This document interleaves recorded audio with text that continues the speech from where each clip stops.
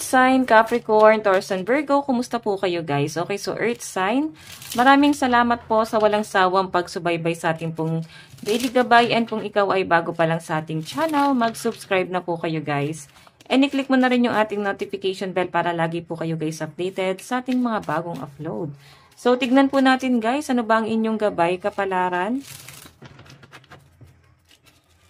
Okay, so Earth sign. Gabay kapalaran po ng Earth sign.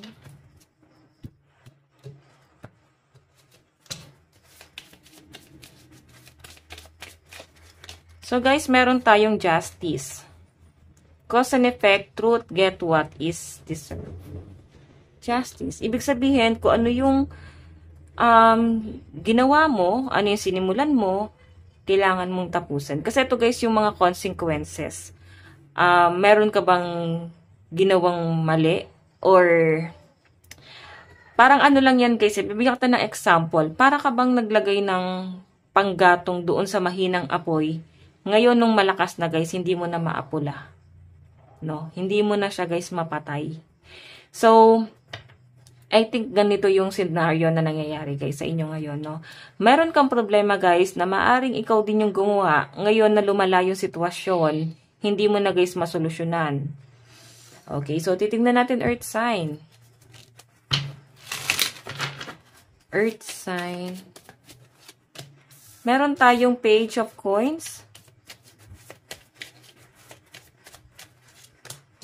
And Ten of Cups.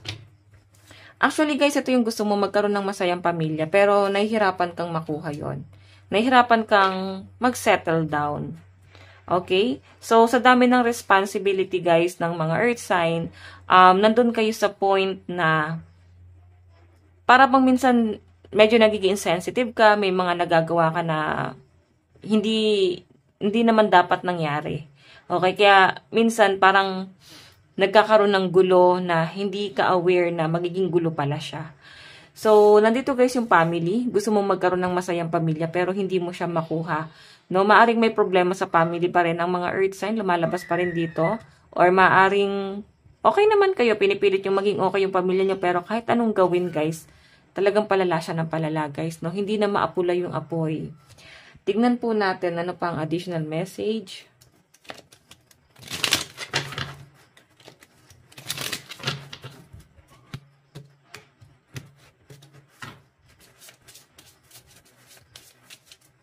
Meron po tayong Lioness.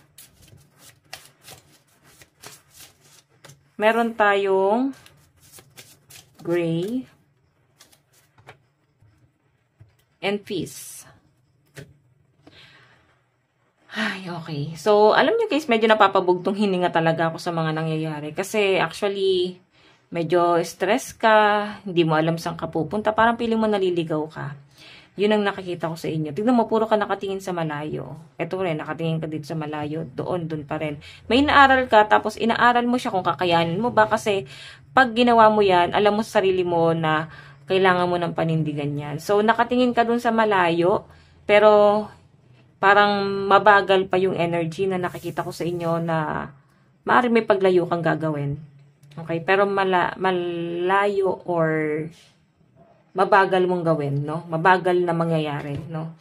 Hindi siya agad-agad kasi nakaupo ka pa rito. Pinag-iisipan mo pa siya, guys, kung itutuloy mo ba yung paglayo mo?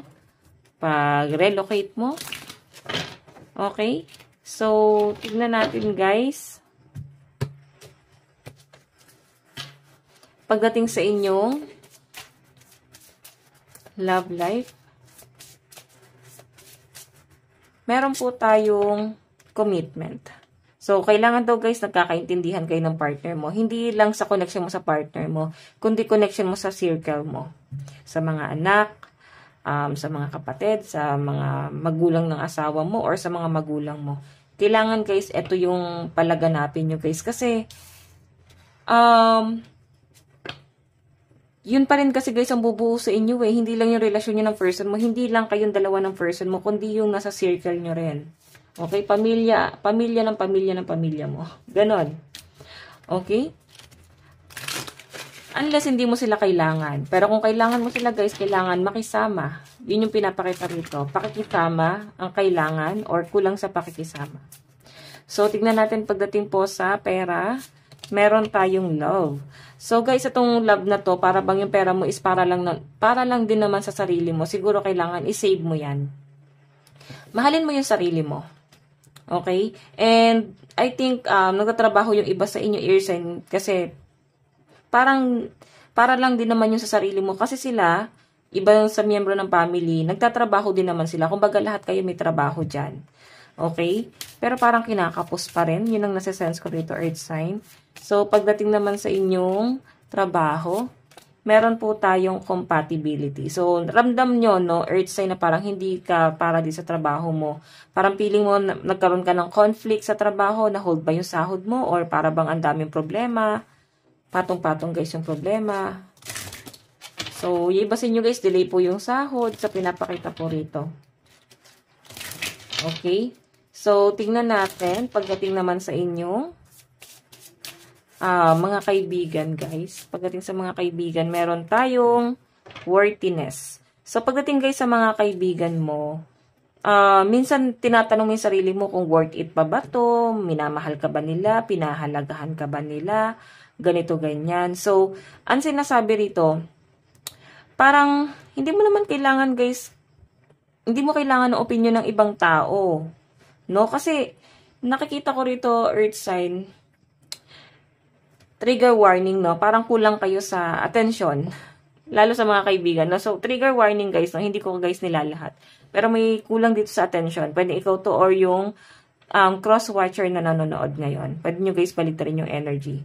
May kulang sa attention. Parang, ang sistema kasi guys, parang nagiging mayabang yung dating, no, sa ibang tao. Or ikaw, dating sa'yo ng person na yun. Kung ikaw yung nakaka-experience, parang nayayabangan ka sa taong yun. Okay, na parang masyado na siyang kulang sa attention. Okay, so pagdating sa family, meron tayong creativity. So, hayan, kailangan daw maging creative ka, lahat gawin mo para sa family mo. Kasi ganun yun. Okay, lalo na kung ikaw ay may pamilya na, may asawa ka na, may mga anak ka na, so lahat gagawin mo para sa pamilya mo. Kasi yun na lang yung magagawa mo para sa kanila. Okay, so mas maging creative ka, ikaw yung dapat nagde-decide, ikaw yung dapat kumokontrol, ikaw yung dapat maging role model ng family mo. Okay?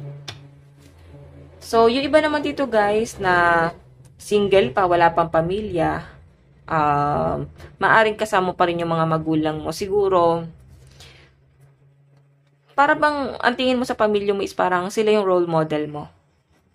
Okay? Role model mo sila kasi responsible sila. Okay?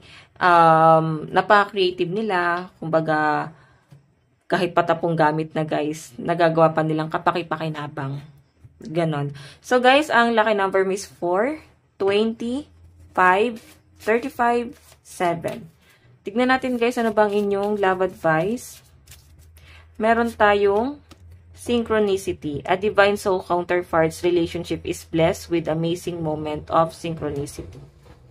Okay, so tignan natin.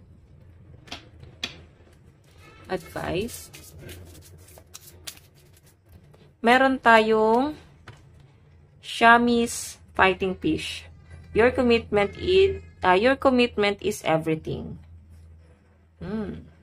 So, siguro guys, meron kang pinipiling tao. Medyo choosy ka sa pagkilala talaga ng mga taong pinapapasok mo sa buhay mo guys. No? Hindi kayong basta-basta parang, eto, kakilala mo lang, kaibigan mo na. So, masabi mo kilala mo lang siya pero hindi mo pa siya tinuturing na friend talaga. Sobrang mapili kayo guys pagdating sa kaibigan. So guys, ito lang po ang inyong daily gabay. Bukas po ulit. God bless and love you all. Bye-bye!